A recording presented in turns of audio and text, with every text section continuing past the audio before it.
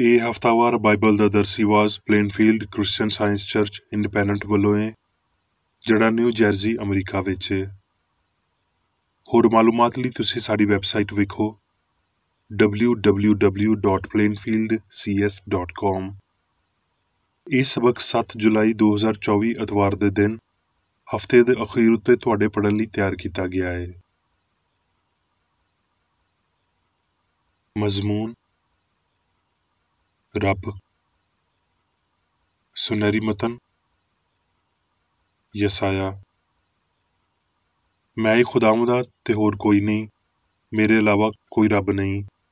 ਮੈਂ ਤੇਰੀ ਕਮਰ ਬੰਨੀ, ਭਾਵੇਂ ਤੂੰ ਮੈਨੂੰ ਨਾ ਪਛਾਣਿਆ। ਜਵਾਬੀ ਪੜ੍ਹਾਈ। ਜ਼ਬੂਰ। ਧਰਤੀ ਤੇ ਉਹਦੀ ਮਾਮੂਰੀ ਰੱਬ ਦੀ ਹੀ ਏ, ਜੱਗ ਤੇ ਉਹਦੇ ਵਸਣ ਵਾਲੇ ਵੀ, ਕਿਉਂ ਜੇ ਉਹਨੇ ਸਮੁੰਦਰਾਂ ਉੱਤੇ ਉਹਦੀ ਨਿਉ ਰੱਖੀ ਤੇ ਸਲਾਬਾਂ ਉੱਤੇ ਉਹਨੂੰ ਕਾਇਮ ਕੀਤਾ। ਖੁਦਾਵੰਦ ਦੇ ਪਹਾੜ ਉੱਤੇ ਕੌਣ ਚੜ੍ਹੇਗਾ ਤੇ ਉਹਦੀ ਪਾਕ ਥਾਂ ਉੱਤੇ ਕੌਣ ਖਲੋਵੇਗਾ? ਉਹੀ ਜਿਹਦੇ ਹੱਥ ਸਾਫ਼ ਤੇ ਦਿਲ ਪਾ ਕੇ, ਜਿਹਨੇ ਬਤਾਲਤ ਉੱਤੇ ਦਿਲ ਨਹੀਂ ਲਾਇਆ ਤੇ ਮਕਰ ਨਾਲ ਕਸਮ ਨਹੀਂ ਖਾਧੀ। ਉਹ ਰੱਬ ਵੱਲੋਂ ਬਰਕਤ ਪਾਵੇਗਾ, ਹਾਂ ਆਪਣੇ ਮੁਕਤੀ ਦੇਣ ਵਾਲੇ ਵੱਲੋਂ ਸੱਚਾਈ।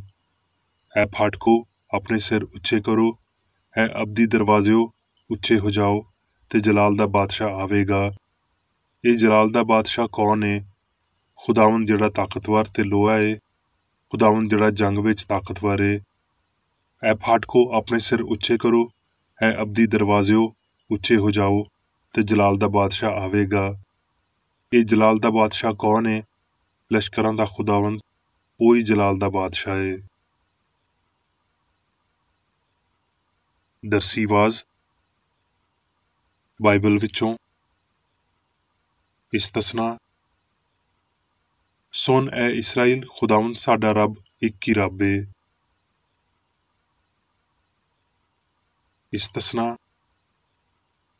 ਤੇ ਮੂਸਾ ਮੁਆਬ ਦੇ ਮੈਦਾਨਾਂ ਵਿੱਚੋਂ ਕੋਹੇ ਨਬੂ ਦੇ ਉੱਤੇ ਪਸਗਾ ਦੀ ਚੋਟੀ ਉੱਤੇ, ਜਿਹੜੀ ਯਰੂ ਦੇ ਮੁਕਾਬਲੇ ਚੜ੍ਹ ਗਿਆ, ਤੇ ਖੁਦਾਵੰਦ ਨੇ ਸਾਰਾ ਮੁਲਕ ਉਹਨੂੰ ਵਿਖਾਇਆ। ਤੇ ਖੁਦਾਵੰਦ ਨੇ ਉਹਨੂੰ ਆਖਿਆ, ਇਹ ਹੀ ਉਹ ਦੇਸ ਏ ਜਿਹਦੇ ਬਾਰੇ ਮੈਂ ਇਬਰਾਹਿਮ ਤੇ ਇਜ਼ਹਾਕ ਤੇ ਯਾਕੂਬ ਨਾਲ ਕਸਮ ਖਾ ਕੇ ਆਖਿਆ ਸੀ ਭਈ ਇਹ ਮੈਂ ਤੁਹਾਡੀ ਪੀੜ੍ਹੀ ਨੂੰ ਦੇਵਾਂਗਾ। ਤਦ ਮੈਂ ਇੰਜ ਕੀਤਾ ਭਈ ਤੂੰ ਉਹਨੂੰ ਆਪਣੀਆਂ ਅੱਖੀਆਂ ਨਾਲ ਵੇਖ ਲਵੇਂ, ਪਰ ਤੂੰ ਉਸ ਪਾਰ ਨਾ ਜਾ ਸਕੇਂਗਾ। ਤੇ ਮੂਸਾ ਆਪਣੀ ਮੌਤ ਦੇ ਵੇਲੇ 120 ਵਰ੍ਹਿਆਂ ਦਾ ਸੀ, ਤੇ ਨਾ ਉਹਦੀ ਅੱਖ ਧੁੰਦਲੀ ਹੋਈ ਤੇ ਨਾ ਉਹਦੀ ਤਾਕਤ ਘੱਟ ਹੋਈ। ਤੇ ਉਸ ਵੇਲੇ ਤੋਂ ਲੈ ਕੇ ਹੁਣ ਤੀਕਰ ਬਨੀ ਇਸਰਾਈਲ ਵਿੱਚ ਕੋਈ ਨਬੀ ਮੂਸਾ ਵਾਂਗਰ, ਜਿਹਨੇ ਖੁਦਾਵੰਦ ਨਾਲ ਆਮਨੇ ਸਾਹਮਣੇ ਗੱਲਾਂ ਕੀਤੀਆਂ ਹੋਣ, ਨਹੀਂ ਉੱਠਿਆ। ਯਸ਼ਵਾ। ਤੇ ਖੁਦਾਵੰਦ ਦੇ ਬੰਦੇ ਮੂਸਾ ਦੇ ਮਰਨ ਤੋਂ ਬਾਅਦ ਇੰਜ ਹੋਇਆ ਭਈ ਖੁਦਾਵੰਦ ਨੇ ਉਹਦੇ ਖਾਦਮ ਨੂਨ ਦੇ ਪੁੱਤਰ ਯਸ਼ਵਾ ਨੂੰ ਆਖਿਆ, ਇਸ ਲਈ ਹੁਣ ਤੂੰ ਉੱਠ ਤੇ ਇਹਨਾਂ ਸਾਰੇ ਲੋਕਾਂ ਨੂੰ ਨਾਲ ਲੈ ਕੇ ਐਸ ਯਰਦਨ ਦੇ ਪਾਰ ਉਸ ਦੇਸ ਵਿੱਚ ਜਾ, ਜਿਹੜਾ ਮੈਂ ਇਹਨਾਂ ਨੂੰ ਯਾਨੀ ਬਨੀ ਇਸਰਾਈਲ ਨੂੰ ਦੇਣਾ ਵਾਂ। ਜਿਵੇਂ ਮੈਂ ਮੂਸਾ ਦੇ ਨਾਲ ਸੀ, ਉਂਝ ਤੇਰੇ ਨਾਲ ਰਵਾਂਗਾ। ਮੈਂ ਨਾ ਤੇਥੋਂ ਦਸਤਬਰਦਾਰ ਹੋਵਾਂਗਾ ਤੇ ਨਾ ਤੈਨੂੰ ਛੱਡਾਂਗਾ। ਯਸ਼ਵਾ। ਤੇ ਤੂੰ ਇਹਨਾਂ ਕਾਹਿਨਾਂ ਨੂੰ ਜਿਹੜੇ ਅਹਿਦ ਦੇ ਸੰਦੂਕ ਨੂੰ ਚੁੱਕਣ, ਇਹ ਹੁਕਮ ਦੇਵੀਂ ਭਈ ਜਦ ਤੁਸੀਂ ਯਰਦਨ ਦੇ ਪਾਣੀ ਦੇ ਕੰਢੇ ਅਪੜੋ ਤੇ ਯਰਦਨ ਵਿੱਚ ਖਲੋਤੇ ਰਹਿਣਾ।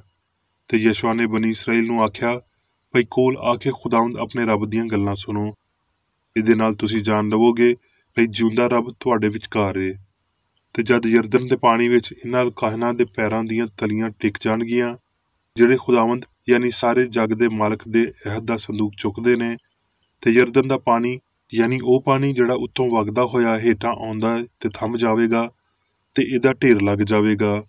ਤੇ ਜਦ ਲੋਕਾਂ ਨੇ ਯਰਦਨ ਦੇ ਪਾਰ ਜਾਣ ਨੂੰ ਆਪਣੇ ਡੇਰਿਆਂ ਤੋਂ ਕੂਚ ਕੀਤਾ, ਤੇ ਉਹ ਕਾਹਨ ਜਿਨ੍ਹਾਂ ਨੇ ਅਹਿਦ ਦੇ ਸੰਦੂਕ ਨੂੰ ਚੁੱਕਿਆ ਹੋਇਆ ਸੀ, ਉਹਨਾਂ ਦੇ ਅੱਗੇ ਅੱਗੇ ਟੁਰਨ ਲੱਗੇ। ਤੇ ਜਿਹੜਾ ਪਾਣੀ ਉੱਤੋਂ ਆਉਂਦਾ ਸੀ, ਉਹ ਵਾਹਵਾ ਦੂਰ ਅਦਮ ਦੇ ਕੋਲ ਜ਼ਰਤਾਨ ਦੇ ਬਰਾਬਰ ਇੱਕ ਸ਼ਹਿਰ ਵਿੱਚ ਰੁਕ ਕੇ ਇੱਕ ਢੇਰ ਹੋ ਗਿਆ। ਤੇ ਉਹ ਕਾਹਨ ਜਿਨ੍ਹਾਂ ਨੇ ਅਹਿਦ ਦੇ ਸੰਦੂਕ ਨੂੰ ਚੁੱਕਿਆ ਸੀ, ਯਰਦਨ ਦੇ ਵਿਚਕਾਰ ਸੁੱਕੀ ਧਰਤੀ ਉੱਤੇ ਖਲੋਤੇ ਰਹੇ, ਤੇ ਸਾਰੇ ਇਸਰਾਏਲੀ ਸੁੱਕੀ ਧਰਤੀ ਉੱਤੋਂ ਟੁਰ ਕੇ ਲੰਘ ਗਏ, ਇੱਥੇ ਤੀਕਰ ਭਈ ਸਾਰੀ ਕੌਮ ਸਾਫ਼ ਯਰਦਨ ਦੇ ਪਾਰ ਚਲੀ ਗਈ। ਯਸ਼ਵਾ। ਤੇ ਯਸ਼ਵਾ ਨੇ ਉਹਨਾਂ ਨੂੰ ਆਖਿਆ, ਜਦ ਤੁਹਾਡੇ ਮੁੰਡੇ ਆਉਣ ਵਾਲੇ ਜ਼ਮਾਨੇ ਵਿੱਚ ਆਪਣੇ ਆਪਣੇ ਪਿਓ ਦਾਦੇ ਤੋਂ ਪੁੱਛਣ ਤੇ ਤੁਸੀਂ ਆਪਣੇ ਮੁੰਡਿਆਂ ਨੂੰ ਇਹੀ ਦੱਸਿਓ ਭਈ ਇਸਰਾਏਲ ਸੁੱਕੀ ਸੁੱਕੀ ਥਾਂ ਉੱਤੋਂ ਹੋ ਕੇ ਯਰਦਨ ਪਾਰ ਆਏ ਸੀ।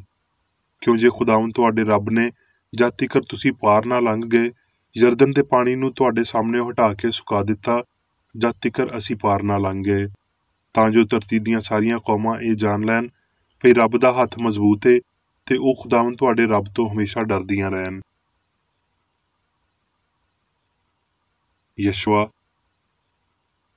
ਤੇ ਜਦ ਯਸ਼ੂਆ ਯਰੂ ਦੇ ਨੇੜੇ ਸੀ ਤੇ ਉਹਨੇ ਆਪਣੀਆਂ ਅੱਖੀਆਂ ਚੁੱਕੀਆਂ ਤੇ ਕੀ ਵੇਖਿਆ ਭਈ ਉਹਦੇ ਮੁਕਾਬਲੇ ਵਿੱਚ ਇੱਕ ਬੰਦਾ ਹੱਥ ਵਿੱਚ ਨੰਗੀ ਤਲਵਾਰ ਲੈ ਕੇ ਖਲੋਤਾ ਏ।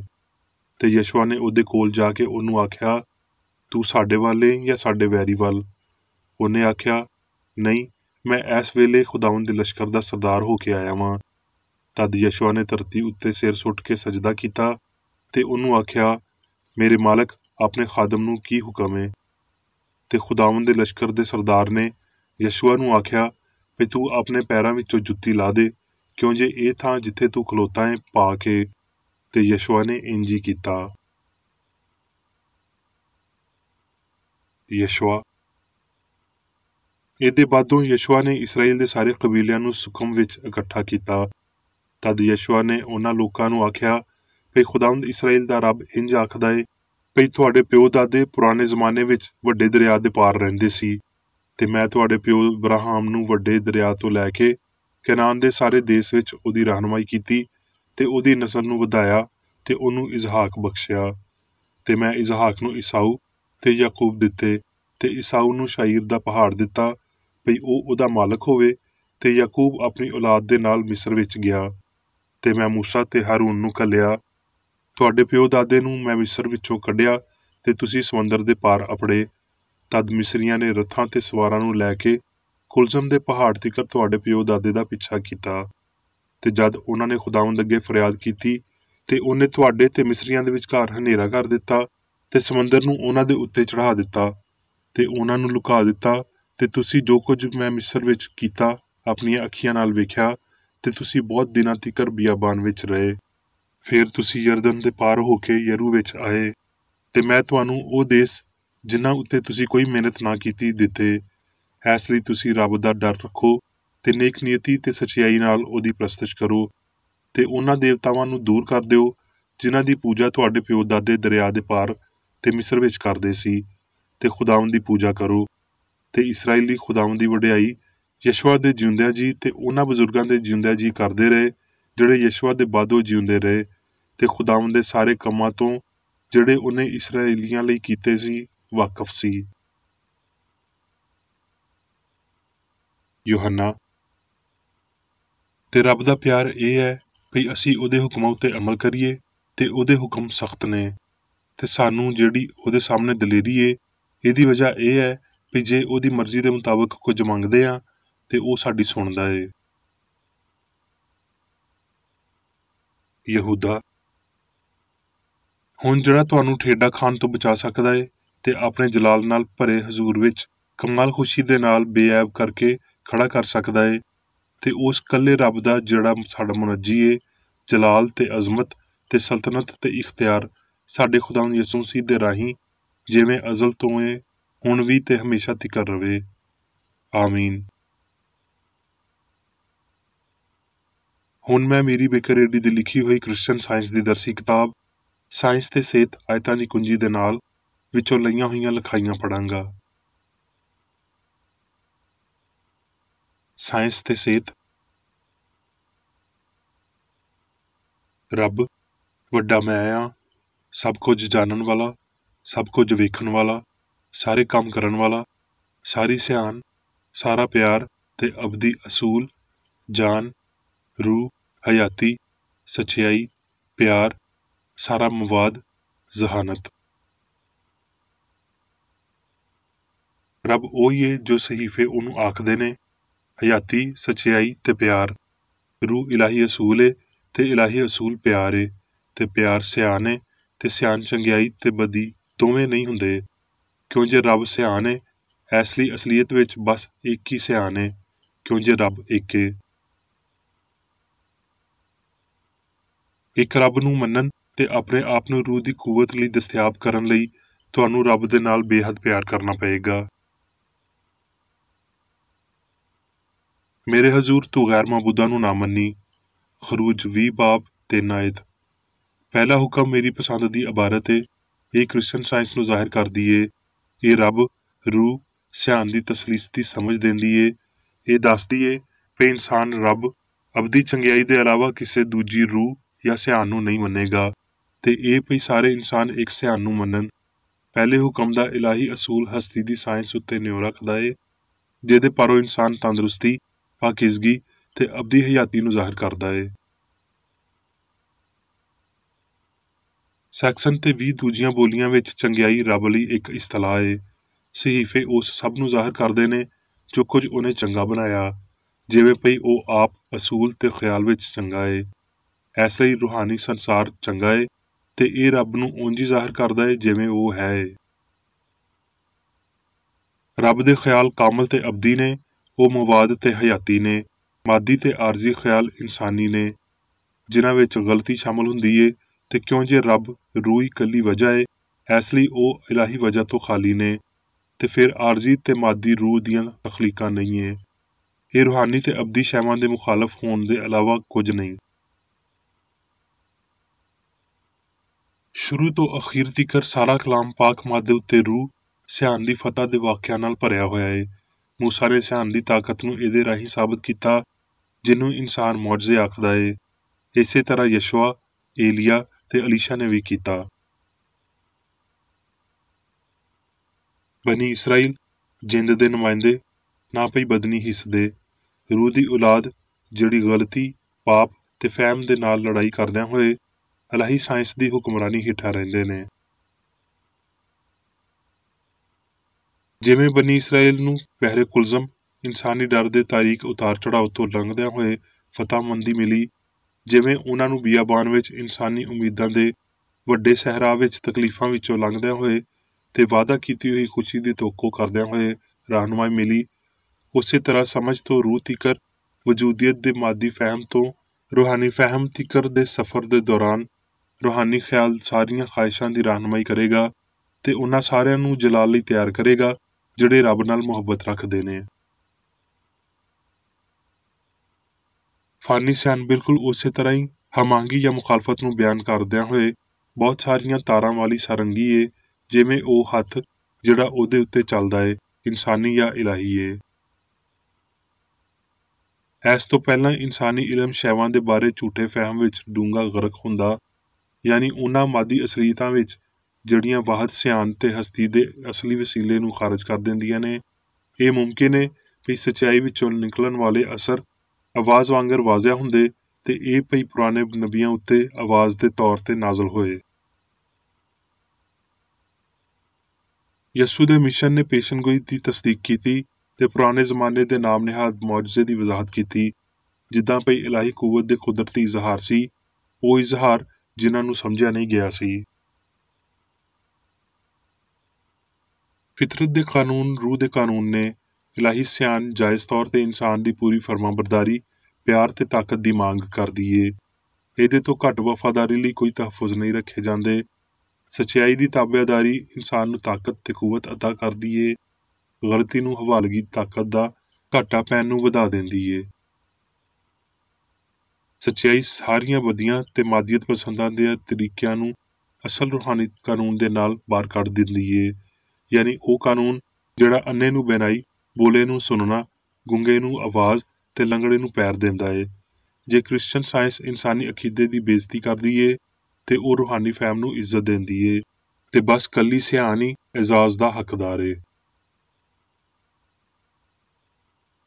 ਅਬਰਾਨੀ, ਯੂਨਾਨੀ, ਲਾਤੀਨੀ ਤੇ ਅੰਗਰੇਜ਼ੀ ਬੋਲੀਆਂ ਵਿੱਚ ਈਮਾਨ ਤੇ ਇਹਦੇ ਨਾਲ ਦੇ ਲਫ਼ਜ਼ਾਂ ਦੇ ਦੋ ਮਤਲਬ ਨੇ, ਸੱਚਾਈ ਤੇ ਇਤਮਾਦ। ਈਮਾਨ ਦੀ ਇੱਕ ਕਿਸਮ ਦੂਜਿਆਂ ਦੀ ਭਲਾਈ ਲਈ ਕਿਸੇ ਬੰਦੇ ਉੱਤੇ ਭਰੋਸਾ ਕਰਦੀ ਏ। ਈਮਾਨ ਦੀ ਦੂਜੀ ਕਿਸਮ ਇਲਾਹੀ ਮੁਹੱਬਤ ਤੇ ਇਸ ਗੱਲ ਦੀ ਸਮਝ ਰੱਖਦੀ ਏ ਕਿ ਕਿਸੇ ਬੰਦੇ ਨੇ ਬਗੈਰ ਡਰ ਦੇ ਆਪ ਆਪਣੀ ਮੁਕਤੀ ਲਈ ਕੰਮ ਕਿਵੇਂ ਕਰਨਾ ਏ। ਐ ਖੁਦਾਵੰਦ, ਮੈਂ ਈਮਾਨ ਰੱਖਦਾ ਵਾਂ, ਤੂੰ ਮੇਰੀ ਬੇਇਤਕਾਦੀ ਦਾ ਇਲਾਜ ਕਰ। ਇਹ ਗੱਲ ਅੰਨੇ ਭਰੋਸੇ ਦੀ ਬੇਬਸੀ ਨੂੰ ਜ਼ਾਹਰ ਕਰਦੀ ਏ, ਜਦ ਕਿ ਇਹ ਹੁਕਮ ਭਈ ਈਮਾਨ ਰੱਖ ਤੇ ਤੂੰ ਮੁਕਤੀ ਪਾਏਂਗਾ ਇੱਕ ਖੁਦਮੁਖਤਾਰ ਭਰੋਸੇ ਦੀ ਮੰਗ ਕਰਦਾ ਏ, ਜਿਹਦੇ ਵਿੱਚ ਰੂਹਾਨੀ ਫਹਿਮ ਸ਼ਾਮਲ ਹੁੰਦਾ ਏ ਤੇ ਇਹ ਸਾਰੀਆਂ ਗੱਲਾਂ ਦਾ ਰੱਬ ਦੇ ਸਾਹਮਣੇ ਇਤਰਾਫ ਕਰਦਾ ਏ। ਕ੍ਰਿਸਚਨ ਸਾਇੰਸ ਵਿੱਚ ਲਾਮਹਿਦੂਦ ਤੋਂ ਇੱਕ ਅਸੂਲ ਤੇ ਉਹਦਾ ਲਾਮਹਿਦੂਦ ਖਿਆਲ ਪੈਦਾ ਹੁੰਦਾ ਹੈ ਤੇ ਇਸ ਲਾਮਹਿਦੂਦੀਅਤ ਤੋਂ ਰੂਹਾਨੀ ਅਸੂਲ, ਕਾਨੂੰਨ ਤੇ ਉਹਨਾਂ ਦਾ ਇਜ਼ਹਾਰ ਆਉਂਦਾ ਹੈ ਜਿਹੜਾ ਵੱਡੇ ਦਾਤਾ ਵਾਂਗਰ ਕੱਲ੍ਹ ਤੇ ਅੱਜ ਤੇ ਹਮੇਸ਼ਾ ਤੀਕਰ ਇੱਕੋ ਜਿਹਾ ਹੈ। ਤੇ ਇਸੇ ਤਰ੍ਹਾਂ ਇਹ ਸ਼ਫਾ ਦਾ ਇਲਾਹੀ ਅਸੂਲ ਤੇ ਖਿਆਲੇ ਮਸੀਹ ਅਬਰਾਨੀਆਂ ਦੀ ਚਿੱਠੀ ਵਿੱਚ ਖਸੂਸੀਅਤ ਰੱਖਦੇ ਨੇ। ਇਨਸਾਨ ਰੱਬ ਯਾਨੀ ਰੂਹ ਦਾ ਮਾਵਨ ਹੈ, ਹੋਰ ਕਿਸੇ ਦਾ ਨਹੀਂ। ਰੱਬ ਦਾ ਹੋਣਾ ਲਾਮਤਨਾ ਹੀ ਆਜ਼ਾਦੀ, ਹਮਾਂਗੀ ਤੇ ਬਹੁਤ ਜ਼ਿਆਦਾ ਸਕੂਨ ਦਾ ਹੋਣਾ ਹੈ। ਜਿੱਥੇ ਕਿਤੇ ਰੱਬ ਦਾ ਰੂਹ ਹੈ ਉੱਥੇ ਆਜ਼ਾਦੀ ਹੈ। ਯੂਰ ਦੇ ਆਰਸ਼ ਕਾਹਨ ਵਾਂਗਰ ਪਾਕ ਤਰੀਨ ਥਾਂ ਵਿੱਚ ਦਾਖਲ ਹੋਣ ਲਈ ਇਨਸਾਨ ਆਜ਼ਾਦ ਹੈ, ਯਾਨੀ ਰੱਬ ਦੀ ਸਲਤਨਤ ਵਿੱਚ। ਜਦੋਂ ਅਸੀਂ ਗਲਤੀ ਤੋਂ ਬਹੁਤਾ ਹਯਾਤੀ ਦੀ ਸੱਚਾਈ ਉੱਤੇ ਭਰੋਸਾ ਕਰਦੇ ਹਾਂ, ਮਾਦੇ ਤੋਂ ਬਹੁਤਾ ਰੂਹ ਤੇ ਭਰੋਸਾ ਕਰਦੇ ਹਾਂ, ਮਰਨ ਤੋਂ ਬਹੁਤਾ ਜੀਨ ਉੱਤੇ ਭਰੋਸਾ ਕਰਦੇ ਹਾਂ, ਇਨਸਾਨ ਤੋਂ ਬਹੁਤਾ ਰੱਬ ਉੱਤੇ ਭਰੋਸਾ ਕਰਦੇ ਹਾਂ, ਤੇ ਕੋਈ ਮਾਦੀ ਮਫਰੂਜ਼ੇ ਸਾਨੂੰ ਬਿਮਾਰਾਂ ਨੂੰ ਸ਼ਿਫਾ ਦੇਣ ਤੇ ਗਲਤੀ ਨੂੰ ਤਬਾਹ ਕਰਨ ਤੋਂ ਨਹੀਂ ਰੋਕ ਸਕਦੇ। ਇਸ ਖਿਆਲ ਨੂੰ ਹਮੇਸ਼ਾ ਲਈ ਅਪਣਾ ਲਵੋ ਭਈ ਇਹ ਰੂਹਾਨੀ ਖਿਆਲ ਪਾਕ ਰੂਹ ਤੇ ਮਸੀਹ ਹੀ ਹੈ ਜਿਹੜਾ ਤੁਹਾਨੂੰ ਸਾਇੰਸੀ ਯਕੀਨ ਦੇ ਨਾਲ ਉਸ ਸ਼ਫਾ ਦੇ ਕਾਨੂੰਨ ਦਾ ਇਜ਼ਹਾਰ ਕਰਨ ਦੇ ਕਾਬਲ ਬਣਾਉਂਦਾ ਹੈ ਜਿਹੜਾ ਪੂਰੀ ਅਸਲੀ ਹਸਤੀ ਨੂੰ ਬੁਨਿਆਦੀ ਤੌਰ ਤੇ ਲੋੜ ਤੋਂ ਬਹੁਤਾ ਤੇ ਘੇਰੇ ਵਿੱਚ ਲੈਂਦਿਆਂ ਹੋਏ ਇਲਾਹੀ ਅਸੂਲ ਮੁਹੱਬਤ ਉੱਤੇ ਨਿਉ ਰੱਖਦਾ ਹੈ। ਹਯਾਤੀ ਹਮੇਸ਼ਾ ਦਾ ਮੈਂ ਵਾਂ, ਯਾਨੀ ਉਹ ਹਸਤੀ ਜਿਹੜੀ ਹੈ ਸੀ, ਹੈ ਏ ਤੇ ਜਿਹੜੀ ਆਉਣ ਵਾਲੀ ਏ, ਜਿਹਨੂੰ ਕੋਈ ਸ਼ੈ ਵੀ ਖਤਮ ਨਹੀਂ ਕਰ ਸਕਦੀ। ਕਿਉਂ ਜੇ ਬਾਦਸ਼ਾਹਤ, ਕੁਦਰਤ ਤੇ ਜਲਾਲ ਹਮੇਸ਼ਾ ਤੀਕਰ ਤੇਰੇ ਨੇ। ਕਿਉਂ ਜੇ ਰੱਬ ਲਾਮਹਿਦੂਦ, ਕਾਦਰ ਮੁਤਲਕ, ਪੂਰੀ ਹਯਾਤੀ, ਸੱਚਾਈ, ਪਿਆਰ ਹਰ ਇੱਕ ਉੱਤੇ ਤੇ ਸਾਰਿਆਂ ਉੱਤੇ ਹਾਕਮ ਹੈ। ਹੁਣ ਮੈਂ ਮੇਰੀ ਬੇਕਰ ਏਡੀ ਵੱਲੋਂ ਚਰਚ ਮੈਨੂਅਲ ਵਿੱਚ ਦਿੱਤੇ ਹੋਏ ਰੋਜ਼ਾਨਾ ਦੇ 3 ਫਰਜ਼ ਪੜਾਂਗਾ। ਰੋਜ਼ਾਨਾ ਦੀ ਦੁਆ।